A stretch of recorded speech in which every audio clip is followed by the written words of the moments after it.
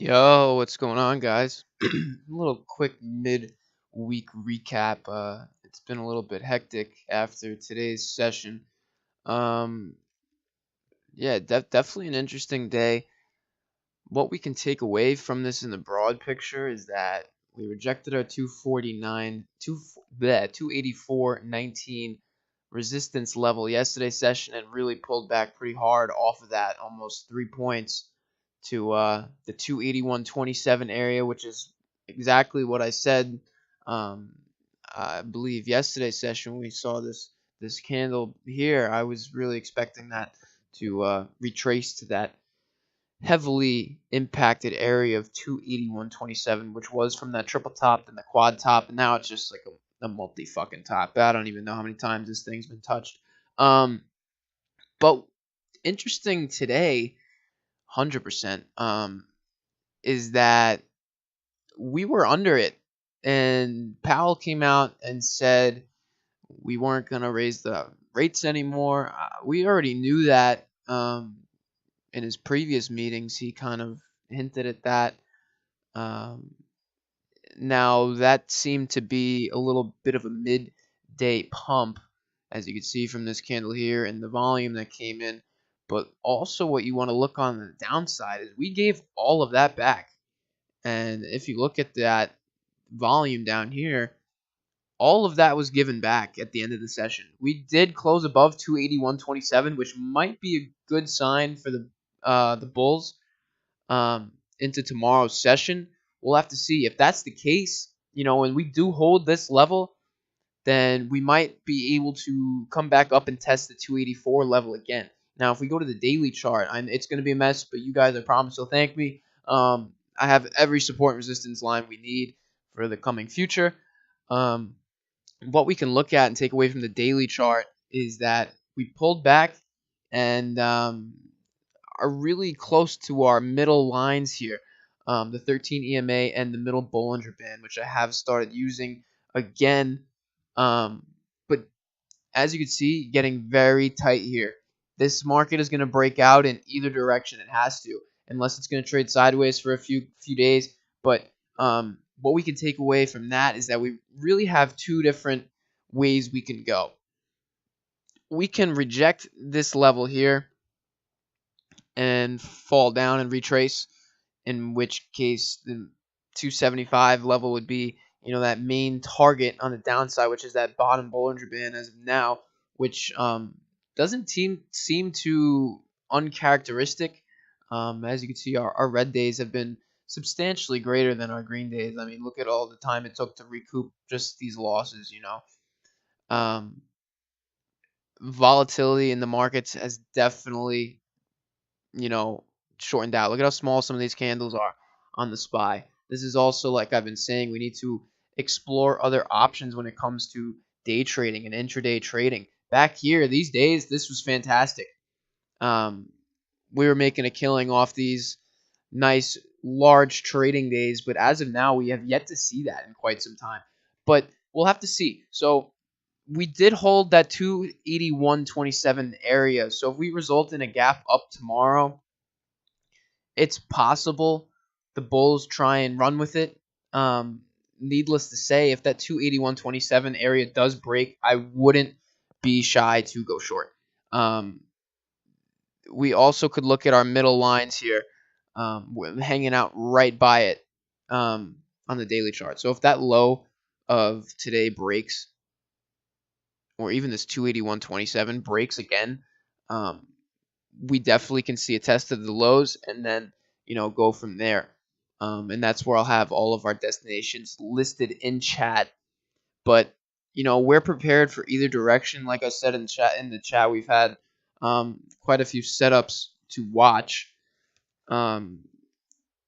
Nvidia being one of them. This was a great stock to trade the last few days. It is riding that upper Bollinger Band. We are testing pretty heavy resistance at this level here.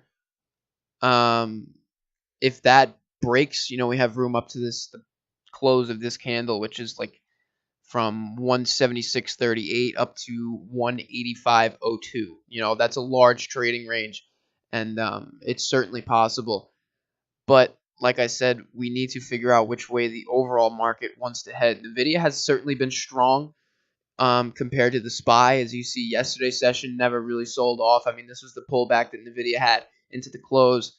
Meanwhile, if you go to the SPY 5-minute chart, you wouldn't even be able to tell that these were in the same market. With that being said, this level here at 160, 176.38 is going to be important on the upside. If we do get above that, like I said, we have room to that 185 area. First stop would probably be today's highs.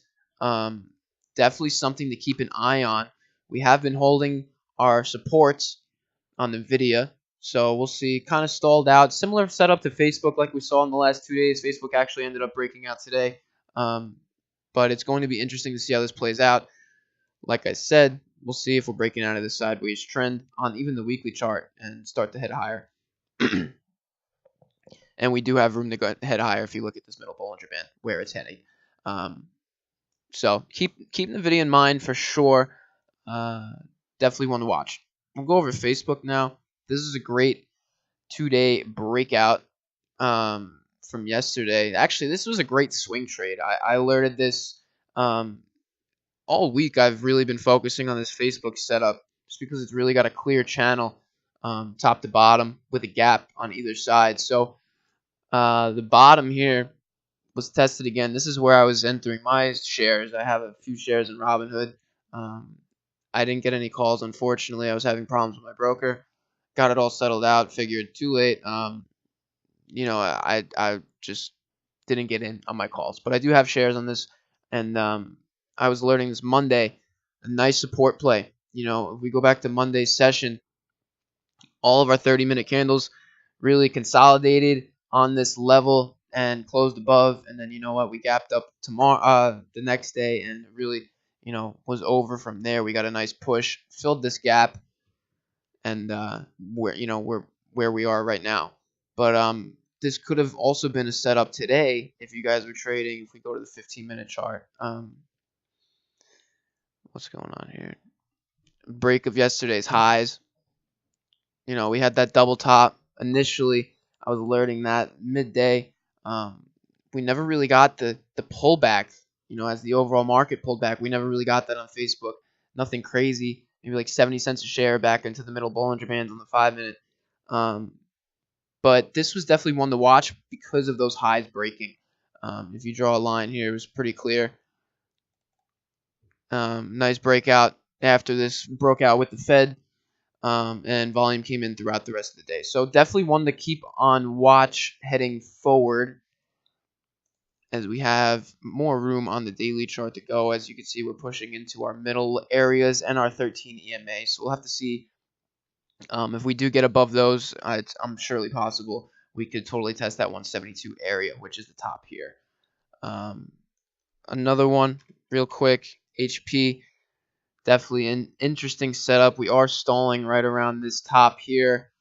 We failed to get above yesterday's highs in today's session, and we're really close to that 13 EMA. I don't think the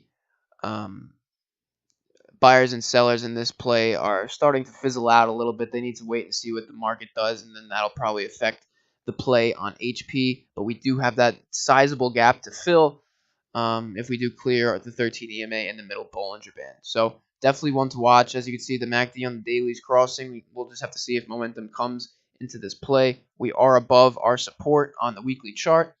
Lower highs so far on the weekly MACD, and we have room to run up. So definitely stuff to keep in mind heading forward. I hope that really simplifies everything going into the rest of the session. But I'll see you guys in chat tomorrow, and have a great night.